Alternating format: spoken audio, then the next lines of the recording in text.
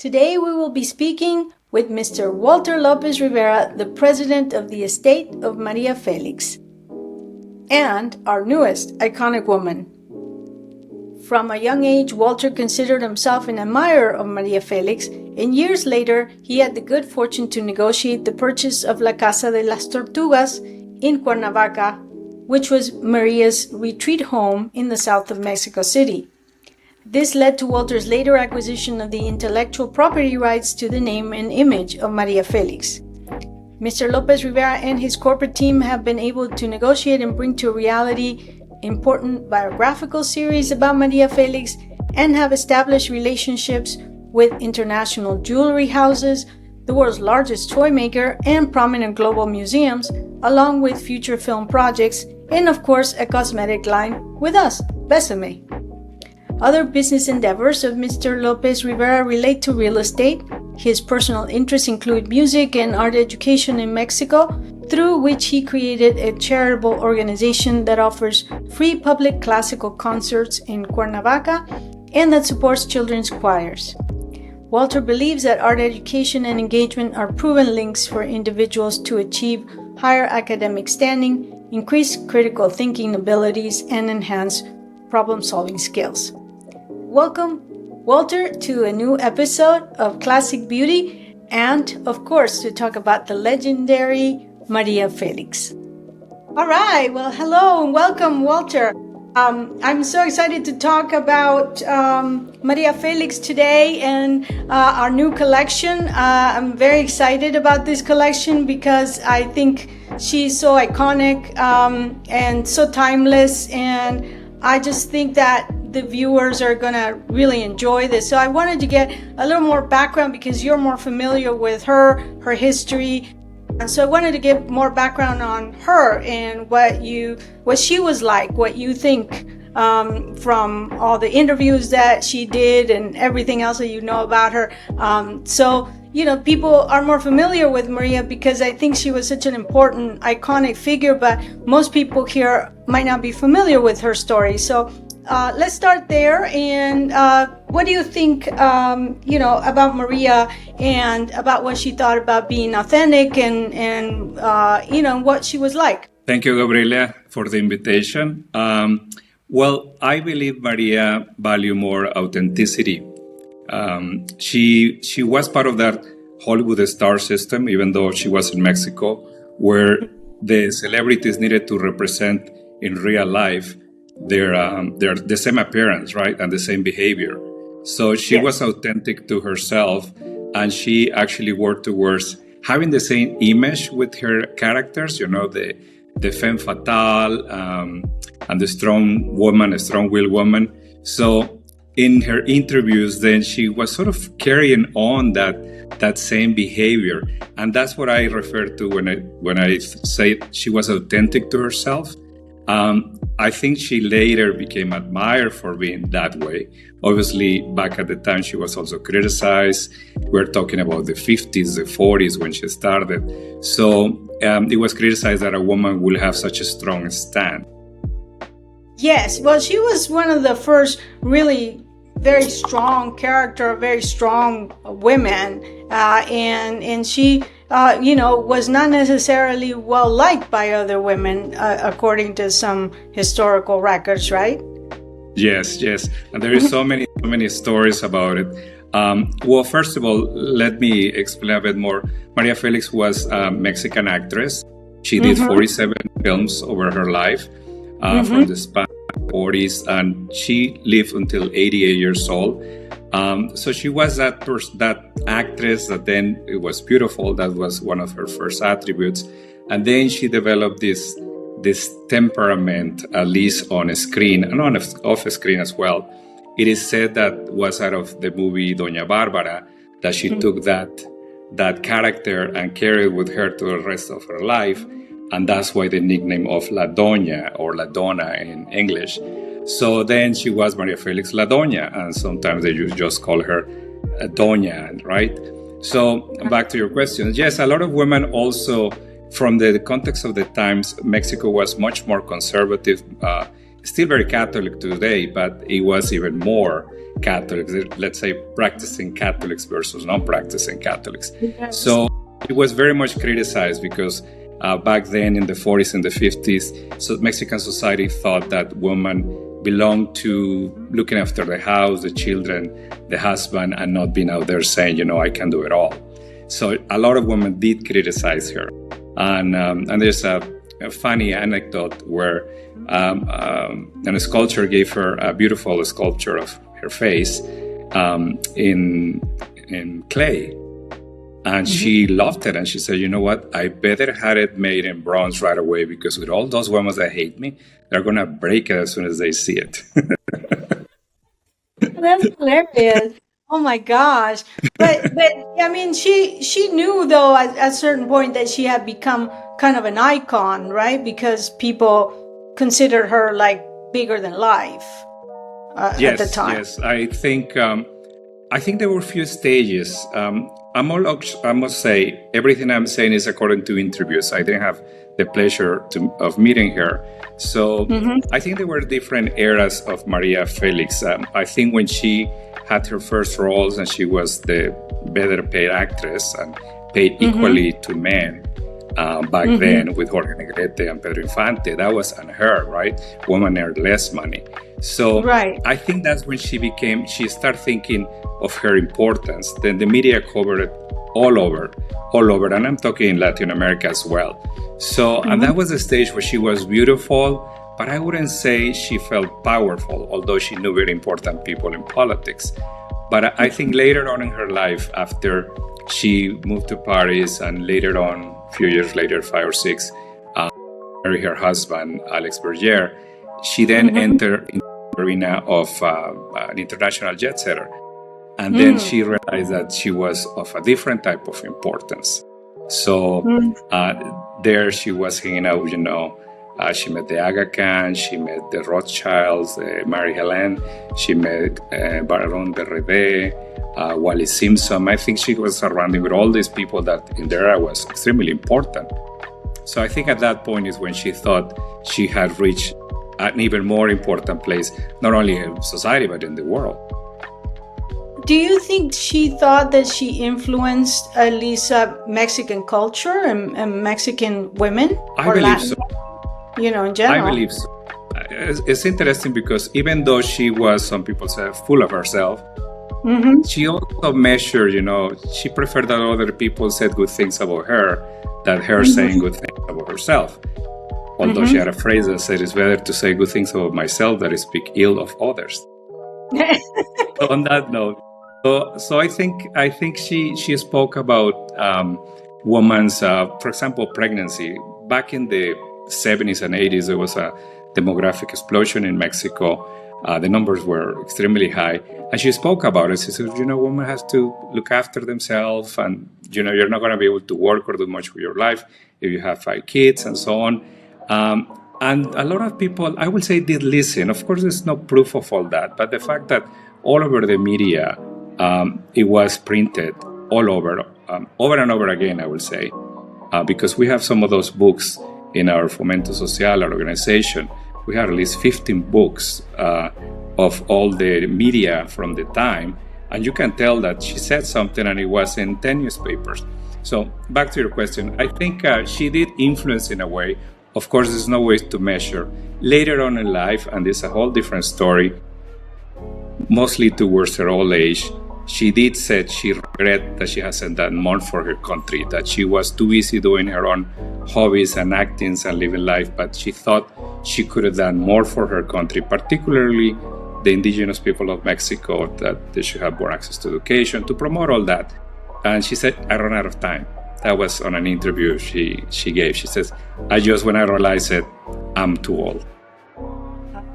See, yeah, she kind of reminds me a little bit of like Mary Pickford here, because she started, the studio with Charlie Chaplin and that. So she was a very powerful woman, and also Lucille Ball, who ran Desilu Studios. So she, another very powerful woman, controversial too at the time sometimes, because they were so fiercely independent and different than other women that were just, at home with their husbands and kids. And these were really career women. And, I think they kind of paved the way for other women to, be okay with choosing those paths instead of the traditional paths. So I think in a way she was an influencer, just like those other women were in inspiring women to do other things. So I think it's interesting though that people still admire her today, because not as much maybe here because people are not as familiar with her, but I'm in South America and in Mexico, I think people do still admire her today. Is that correct? Yes, and I think it has waves, right? Sometimes now they become trends, and she's very trendy right now, and yes, she's remembered, and people admire her. Now you see more woman on her side, right? When they watched or play those interviews, it's no longer she was arrogant, like back was taken like that. And also, I want to clarify something, and it's an observation. I think this woman, like Mary Pickford, Lucio, and Maria Felix in this case, I think it was only people who wanted to be different, and that's it. They were very disciplined women, because I had read the biographies of those two ladies as well. They were very different, disciplined. They were very much prepared. They learned business. They learned how to manage staff. Obviously, they have the trade, which they were actresses. They learned how to do public relationships. It wasn't just, I'm going to do it. No, you needed to prepare. You needed to have the discipline to educate yourself. And within that, I would imagine, like life is, they probably were a lot of stumbling blocks where that didn't work, I have to now try this way and that way. So kudos to those ladies, among many others that are out there, who brave and paved the way, as you just said. Yes, and they gave up a lot of things too. A lot of these women, because they in the Mary Pickford, she gave up, having children and really doing any of those things because, she wanted that career. And at that time, it was impossible to do both of those things. Lucille Ball did have children, but she also had to be a really tough businesswoman. It's a really hard thing to do. Especially when she was running so many different things. So it's definitely a more difficult path. But it's interesting that there are all these women that now we know about, and we can look to them and see how they were perceived and what they did, and just take inspiration from that. So let's talk about beauty a little bit. What do you think that were some of her favorite things? You mentioned that she had a favorite perfume. Yes, and actually I happen to have one of the perfumes that Maria Felix had, which is Joy from John. Okay. And this perfume, she has several bottles on her house. Okay. I'm just gonna show you how it open. Okay. And I'm sure a lot has seen it before. Oh yes, that's a beautiful bottle. They don't make that one anymore, I don't think. No, they don't. They don't. No. And it was created somewhere in the 1930s. And what I had read about it is that the creator did it. It was a weird marketing strategy that worked. Yeah. It was 1929, the crash of Wall Street, and then he came out with the most expensive perfume in the world. Well, I mean, he was aiming at a different market, obviously. The people who still had the money. Yes. So, and it is said, or he said in his promotion back then, that for 30 milliliters of this product, you needed 10,000 jasmine flowers and 20 roses. Therefore, he justified how expensive the perfume was. Yes. Interesting fact about this perfume is that in the year 2000, I believe it was there is a perfume foundation in France that they have some awards called Fifi Awards, which is the acronym. Yes. And apparently that perfume is the perfume of the century, beating Chanel number 5. So that was an interesting thing. So that was Maria's perfume, and she wore it most of her life. I think she probably started using it in the 40s until her passing in her. Well, yeah, at that time, women kind of, I think, would pick like a signature perfume and they would stick with that scent. And that was something that, kind of identified them. It's not like now where people have different perfumes that they maybe wear seasonally, or they change, depending on something new that comes out. I think back then people kind of stuck with one type of fragrance, like an iconic whatever represented them, and they just all wore that fragrance over and over again, so that if you smell that fragrance, you knew it was her, Yes. I think we're oversaturated with products, and back then, they were made to last or to wear for a long time. Yes. Any other beauty routines that that she practiced? Well, she wasn't keen on sharing beauty routines, and that was the obvious question that everybody asked her.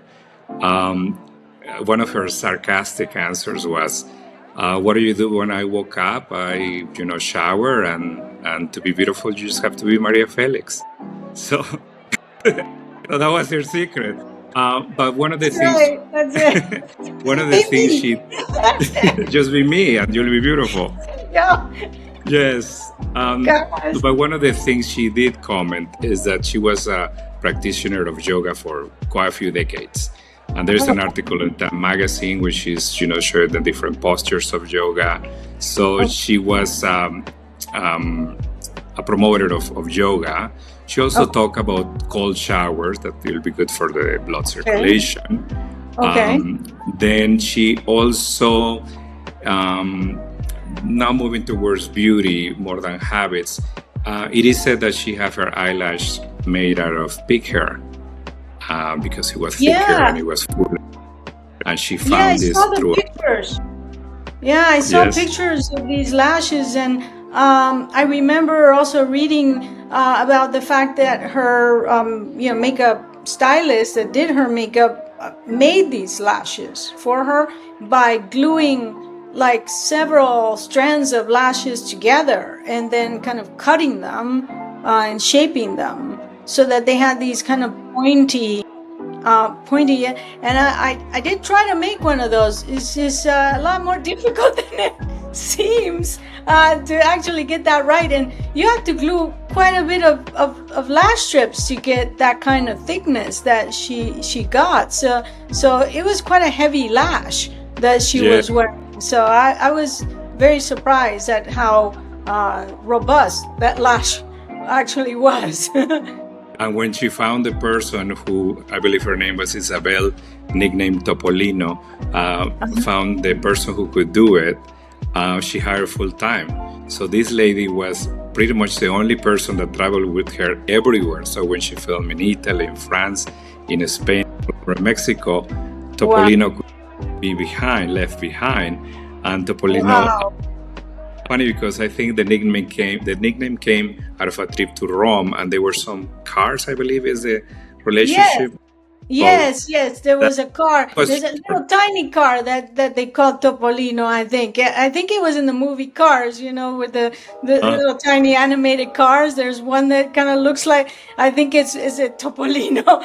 Yes, and she got her nickname because she was quite short. And okay. Topolino traveled everywhere with her. And she needed something else to do besides the eyelashes and makeup. She was also in charge of carrying her cosmetic bag. It's a necessaire. Is that the right word? Yeah, the necessaire. They had all her things. Yes. And she had her jewelry. Jewelry too. Yeah, her jewelry. Yeah. Which must have been I would have been terrified to be carrying actually her jewelry, because she had very expensive jewelry. So, like, if you lost that bag, that would have been problematic, I would say. Yeah, and there's a story that they were somewhere in Europe, and Topolino went to the bank and forgot the necessaire. And they're at the airport. Then they got into the plane, and this Maria Felix says, "Where is my necessaire?" I says, "Oh my God, I think I left it in the bathroom." So they have to actually stop the plane from parking and going there to grab it. So yes, it was important. Oh my God. They had a very good relationship. Actually, she was the one who plays the very few makeup that Maria Felix wanted towards the end of her life. So when she passed, so they were friends for the rest of their lives. Okay, well, she was very dedicated to her, really, because she was always with her. Wherever she went, this lady went with her. So yeah, she really was her kind of all around friend and confidant and also stylist. Just general stylist. Which it's incredible, actually. So you have a few things that you wanted to show us that belong to her. Yes. You asked me for something. I'm just putting off my gloves. You're asking for something that she used or that belonged to her. So what I have is mirror, a hand mirror. Okay. Maria Felix was good in transforming things. She will buy a couple chairs and cut their legs and make it into a bench, and she will exclaim that she bought some curtains out of Notre Dame when they changed them and they went on auction in France, and she made herself pants and vests and boots out of that because all that embroidery. And there's several pictures of that. So what she did in this, and here is the mirror, is goodness, she wanted her face painted. Wow. And she was friends with Silvia Pardo, who was a Mexican surrealistic painter, and he did several paintings, and they became friends as well of her. And she had this for decades, and she had it on a little cart tray on her bedroom, where she has her amulets. It's beautiful. Is it an oil painting, that one? It is an oil painting. Oh, okay. It's beautiful. It's a beautiful piece. Yes, it is. And she had it in that card with her talismans or amulets or charms, I think is the right word. So she had it there. It probably meant a lot to her because she had a box with different elements in it that people will gift to her. Oh, I see. Yeah, she believed in the luck, right? Lucky charms, luck items with luck. She believed in a lot of talismans, I think is the right word. Yes. She believed in a lot of those things. And sometimes I don't know if she believed or she wanted to please people who gifted to her. But that little shopping card, which I'll send you a picture of it, not shopping card, sorry, a service card for the bedroom, had full of it. Along that is this necklace from Turkmenistan, which is it's backwards, which is a country in Central Asia. It's actually silver and it's coral beads. Wow. And there is no picture of her wearing it, but there is pictures of this on her little service car in her bedroom in her house in Mexico City. I see. So that's also something that she had there, and maybe another time we'll go over some of those little boxes that somehow they came to our organization and we were able to purchase them. And you have religious images, and it has elements from Japan, from Pakistan. They were very different things there, but they're interesting. They're a conversation piece for sure. Well, she traveled extensively, right, through Europe and Asia and all over. So she had things from everywhere. She collected things, right, from everywhere. Yes, she said that on an interview that every movie she did, she will give herself the gift of a trip. And the gift of a trip could be anywhere, right? India or in Tibet. She went to many, many places. And Wow. what she wanted is, she says, I don't want to worry about money because I work for it. So there is other interviews where he said that you will travel with cash back then, right? It was Wow. incredible. And Topolino was one of the helpers with that necessaire and cash, but the cash wasn't necessary, was on a luggage. And she would go and didn't know when she was going to come back. And she says that she will just put the hands on the luggage, and if there's still money, she will keep traveling. But when she looked at it and says, I don't think I'm going to be able to stay more, she will then come back to Mexico. Oh my goodness! Oh my goodness! Well, that's incredible that she did all of that, and some of her jewelry too is very famous, right? Because of like the famous Cartier pieces that she had commissioned of the snake. Yes. Snake necklace, but also earrings, I think, as well, right? Yes, there are emerald earrings. There is some hoops with the snakes and corals, panthers as well. So the crocodiles, the snake, I think they're clubs, the emerald earrings, and Yes. she had a bag as well. There were a lot of pieces of Cartier that she had. Actually, as a matter of fact, we have our organization has business dealings with Cartier regarding Maria, and they had said that Maria was one of their best clients, and Wow. is something that they cannot put out there because they respect a lot of their clients. But they said it was constantly commissioned, and somehow when the husband died, she commissioned even more. So I guess she had deeper pockets. Wow. Well, it was such a pleasure to work on her items because there was so much inspiration on her jewelry, on also her love of antique pieces and Rococo pieces, in the pinks that you mentioned that she had as wall hangings or upholstery in on her chairs and sofas. So it was great to kind of put all those things together to make something that kind of represented her in a little bit. I'm very excited about bringing this collection out, and I hope that people enjoy it and maybe feel a little bit of her glamour in wearing it. The color, by the way, was inspired by that poster from the film La Diosa Arrodillada, which is the poster that you had sent. Yes. Because the color that she's wearing there is kind of like a deep berry red type shade, but it's a lovely color, especially with her darker hair. It just really popped. And so that's the color that we wanted to go with, and of course gold, because she loved her gold. And if you allow me, I wanna express to your audience that the snake for Maria meant wisdom. More from the Asian belief system, like very ancient Asian belief system. So it wasn't that she adored some entity or anything like that. She believed that the snake meant wisdom. Sort of like the turtles that she has her house in Cuernavaca called the House of the Turtles, La Casa de las Tortugas. It means longevity.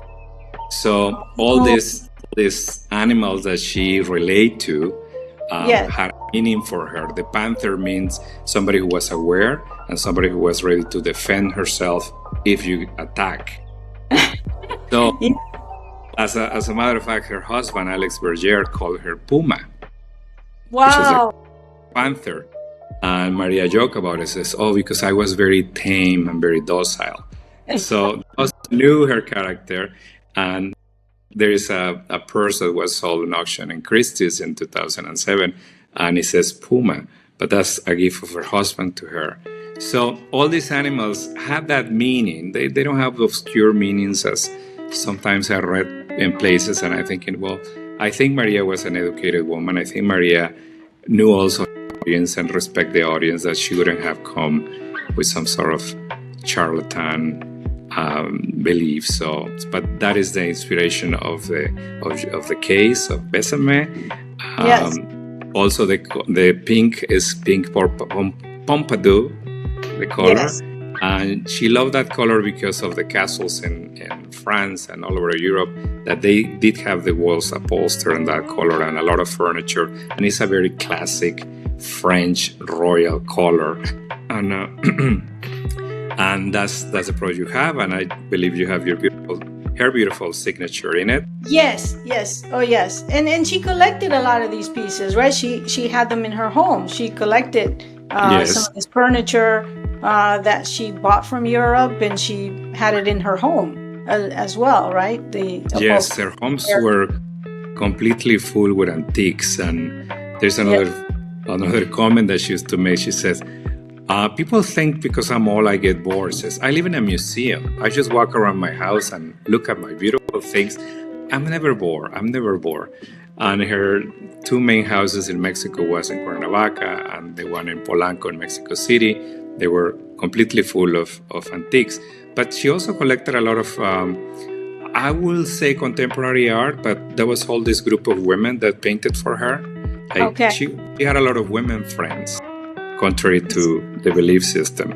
Leonora Carrington, Leonor Fini, Silvia Pardo, I'm missing another one, Frida Kahlo as well, although she didn't paint her. Yes. And her house had a lot of those paintings who were surrealistic. So it wasn't just antiques. Yes. She had an eclectic, but I call harmonious decor in her house. But yes, she was a big collector. Yeah, she was painted a lot by different painters. So she has a lot of portraits, too, very famous portraits that a lot of painters have done of her that are really stunning portraits that I don't know if you have them in your collection or they're in museums in Mexico.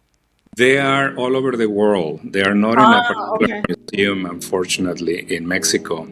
Actually, I don't see any of those being exhibited at any museum. Our organization does have some paintings of María Félix, but they are of Antoine Sapov. Her last, I don't like the word lover, but her last partner or sentimental partner. So we have 3 of those paintings in our collection. So, and we have them to exhibit and to promote the legacy of María Félix, and that's where they are. They are with us. We like to preserve her legacy. And I'm going to actually go back to one of your questions about whether she thought she was going to be remembered. Yes. And I think when she was older, she wanted to have a museum, speaking of museums. And according to people I interview who were friends of hers, so this is something that I learned directly, she did talk to government officials in Mexico City to, I think out of the city government, to establish a museum, but there wasn't any echo on her petition.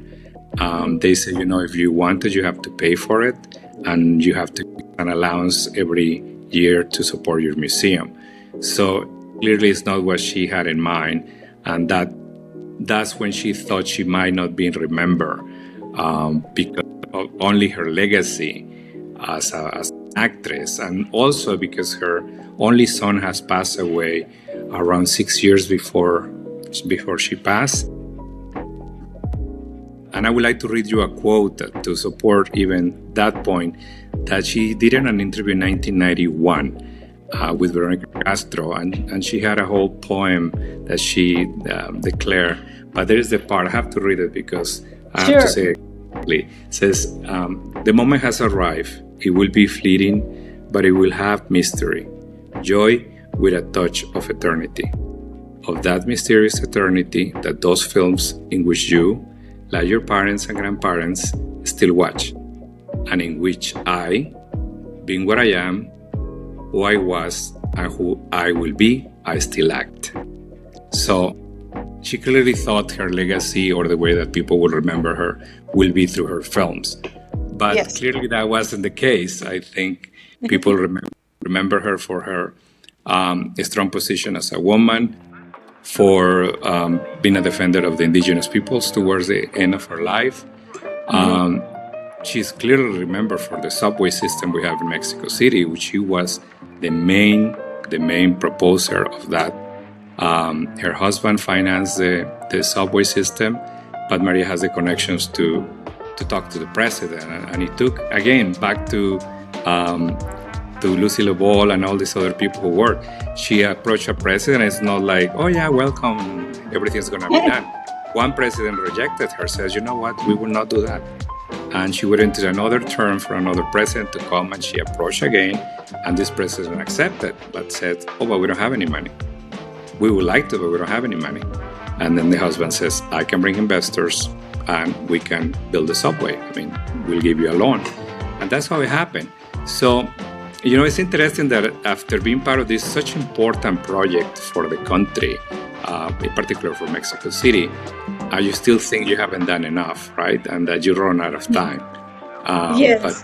But she's clearly remembered. The last piece that she did also, she commented on that show in 1991 with another fellow actress of her, Veronica Castro, was that she said, you know, the Centro Histórico, the Zócalo, the center of Mexico City, is actually a disaster. It's full of garbage, it's full of vendors, it smells bad, doesn't safe, there is no lighting, the churches are falling apart. And she said, I want the president of Mexico to take action on it.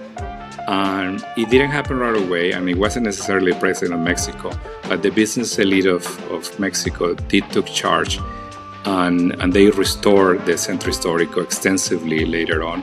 I believe Carlos Slim was part of that program, but she passed away before she could see it finished. But again, she thought she was great, but maybe not that great for people to follow her leads. And at least at the end, I mean, she was a woman, and she was an elderly woman back then. A lot of her friends, acquaintances, and people of influence she knew, they were no longer there. So I could only imagine what went through her head.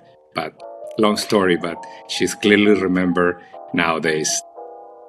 Oh, yeah, I mean, those are so influential projects. I mean, it's something that it's even more significant than her film legacy, because it affects every single person in that country that's using those public spaces and the subway systems and all of that. I mean, that's just incredible that she was able to use her influence to actually do some good for the city and get things done. And it's just amazing to me, though, the way that these women, with all of the other setbacks that you had during those times, were able to do so many things and just move ahead,